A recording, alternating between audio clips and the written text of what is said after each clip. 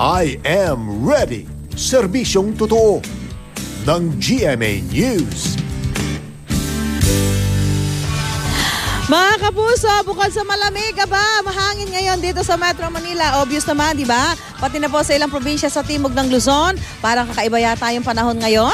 Diba? Parang mahangin. Ba't kaya, ha? Alamin po natin ang weather update mula sa GMA Weather kasama ang ating resident meteorologist, Nathaniel Cruz. Mang Tani, tanungin mo ako, maulan ba sa labas? Mahangin ba? Good morning, Susan. Good morning, mga kapuso.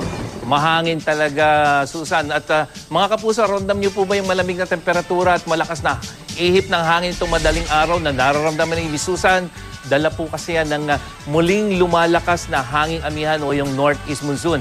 At base sa datos ng Weather Central, makikita po natin itong mga araw na ito na gumagalaw. Ito yung northeast monsoon, gumagalaw patimog na direksyon hanggang umaabot po dito sa may southern Luzon hanggang Bicol region.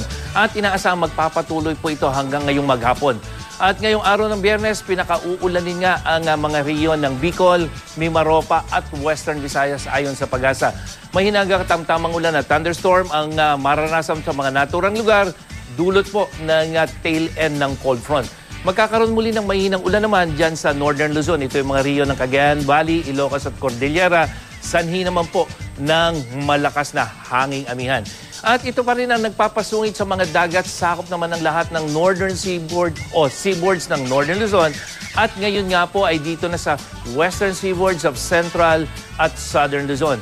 Base sa gale warning ng Pag-asa, pinapayuhan ng mga mangingisda at may maliliit na sakyang pandagat na iwasan munang pumalaot o maglayag dito sa mga nabanggit na karagatan dahil sa posibleng matataas na alon. At sa datos ng Weather Central, asahan muli ang ulan dito sa Metro Manila. Mamayang hapon po yung posibilidad hanggang sa gabi. At mga kapuso, yung ating init factor, 32 degrees Celsius. So, ibig sabihin yan, bahagyang mababawasan yung maalinsangang panahon. At sa Mindanao, higit na uulanin ang Zamboanga Peninsula at Soxargen. Katulad po dyan sa Coronadal, Maitum at dyan sa mismong Zamboanga City. At ngayong weekend, mga kapuso, huli po para sa taong 2013, mataas ang posibilidad ng thunderstorm dito sa may Bicol region, Mimaropa, dito sa ibang bahagi ng Visayas, lalo na sa Eastern Visayas at Eastern Mindanao. Probinsya po yan ng Surigao del Sur at dyan sa Davao. Base pa rin yan sa datos ng Weather Central. At yan ang latest mula sa GMA Weather.